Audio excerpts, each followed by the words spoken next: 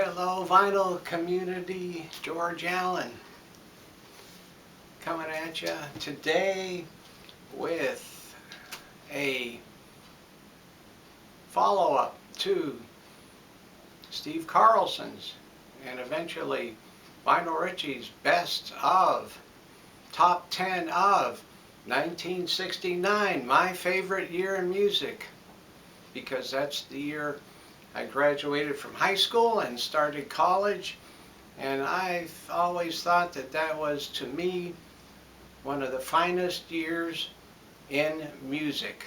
Lots of great stuff, and I'm going to get to it. My top 10 for 1969, and I'm going to start with one of the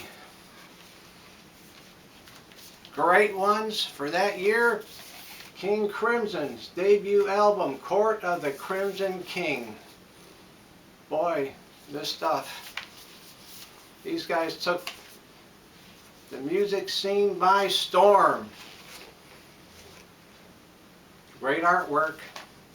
Hey, but you don't listen to the cover, do you?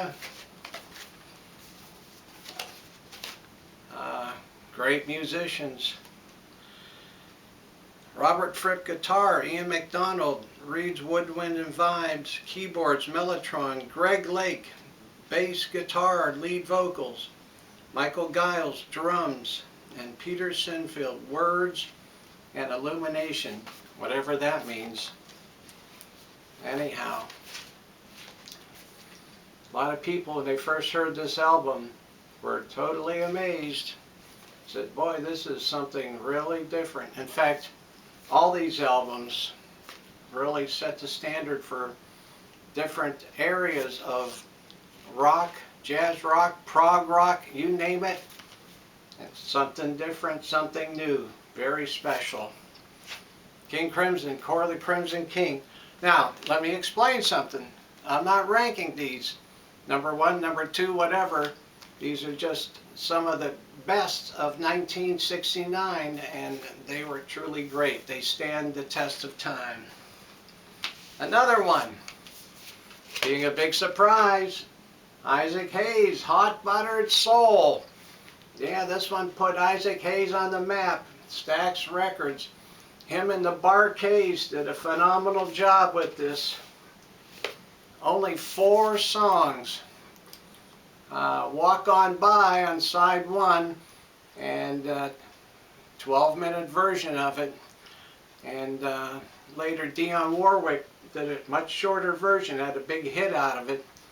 And on the second side, One Woman and By the Time I Get to Phoenix, and he does an 18-minute version of By the Time I Get to Phoenix, written by the great Jimmy Webb.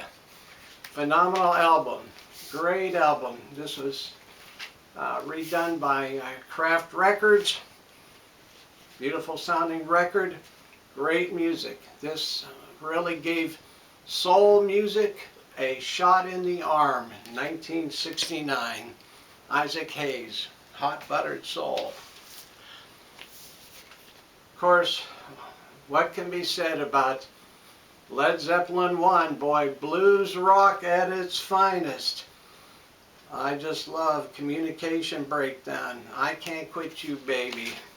They call me the hunter.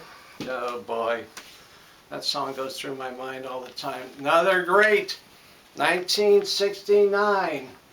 Fleetwood Mac at their finest, Then Play On. What a truly wonderful album. Oh, great guitars, bass, drum, you name it. Great songwriting.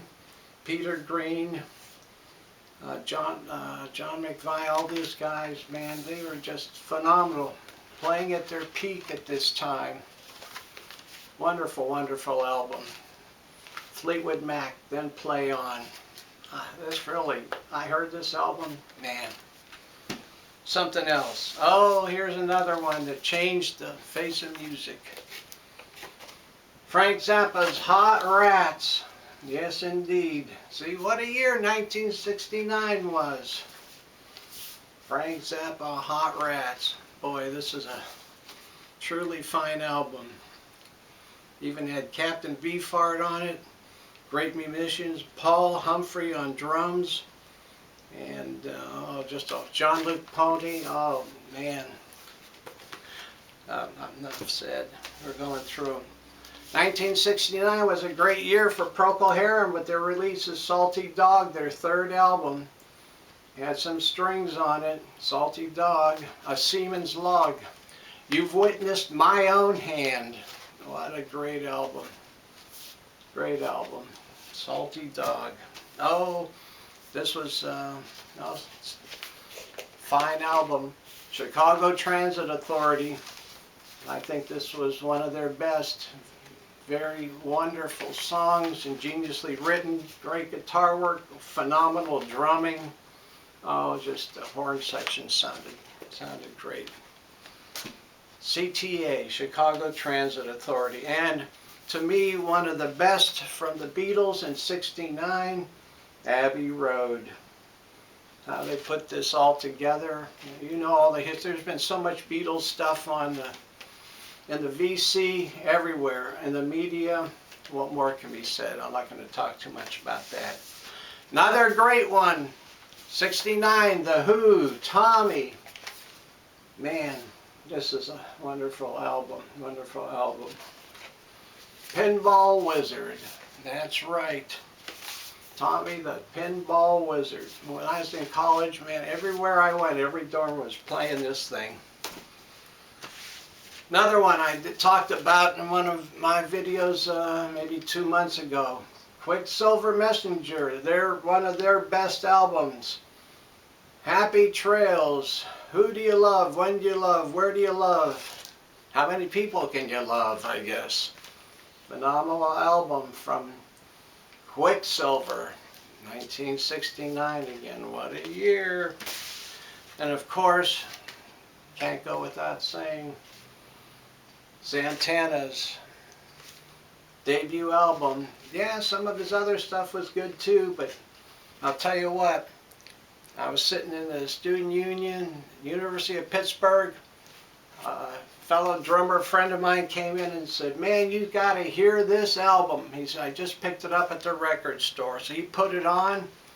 We were listening to it and I'm going, my goodness, listen to the percussions on this album. Wonderful, wonderful.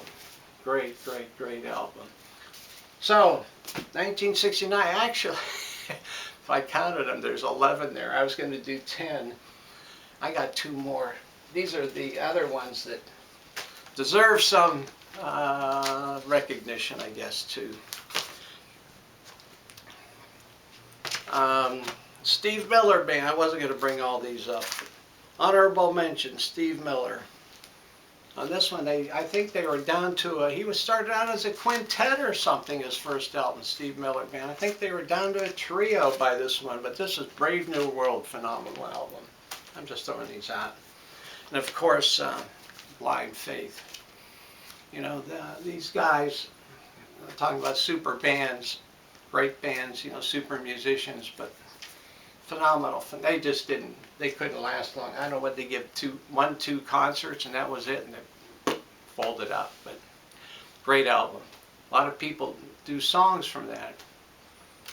So anyhow, that's it. 1969. I'd like to see some other people's, what they thought of great. I don't know if Lionel Richie's ever done his 1969er yet. Anyhow, I saw Steve Carlson do his, and I thought, man, I got to do mine, because that was my favorite year, so I finally did it. Hope you enjoy it. Let me know what you think in the comments. Always love hearing from you. I get to find out so much great stuff from the comments. So that's it. I'm not carrying on any longer. Have a great day. I don't know if I'll make another one before Christmas, so have a happy, merry, blessed Christmas, and we'll see you maybe next week, okay? Bye-bye.